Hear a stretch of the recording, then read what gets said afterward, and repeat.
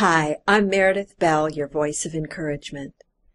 When you see someone who is discouraged, it's tempting to give advice or offer a solution, but neither of those responses is helpful or welcome at those times. If you want to be a strong encourager, I'm going to tell you the 4 things you need to do that'll make that happen. The first one is to listen. When you see someone who's in a bad place, you can simply ask, you don't seem like yourself today. You want to talk about it? That way, you've given them an invitation and you can hear them out and they feel free to express their feelings. What you do at that point is give them your undivided attention and let them know you're really tuned in to what they have to say. You don't criticize and you don't evaluate anything that they're saying. Instead, you check every now and then to make sure you understand what it is they're really saying. The second step is to affirm the person.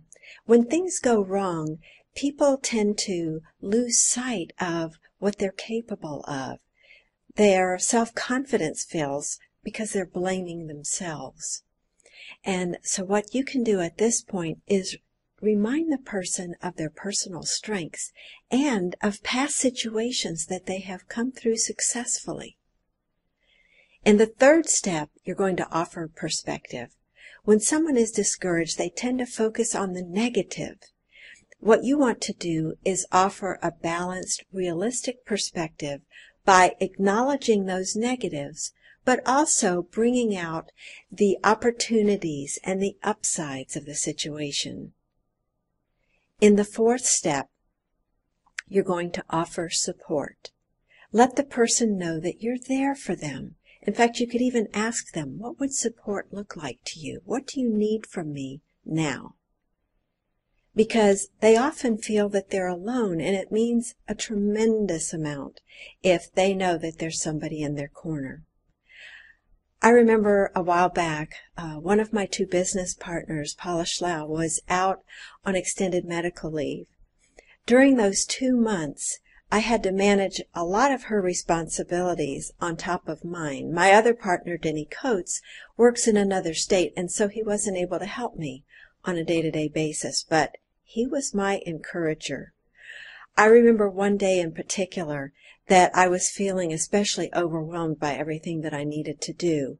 And he picked up on this in a phone conversation, and so he asked me to talk about what was going on. So I was describing how anxious I was feeling and stressed. He listened without interrupting me.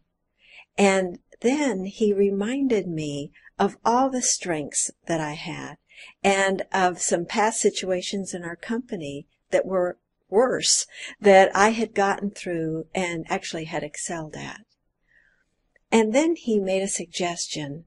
He said, right now you're focusing on the past and how hard it's been. And it's true, those past 8 weeks have been tough. But there's only 1 more week to go, and then Paula will be back. So why don't you focus on how good it's going to feel when she's here? And he offered to give me support in any way that he could during that upcoming week. That conversation made a huge difference. I was like a changed person when I went home that night. I had my confidence back, and I felt that I could, in fact, handle that coming week. And I also remember thinking how grateful I was to have a business partner who knew how to offer encouragement.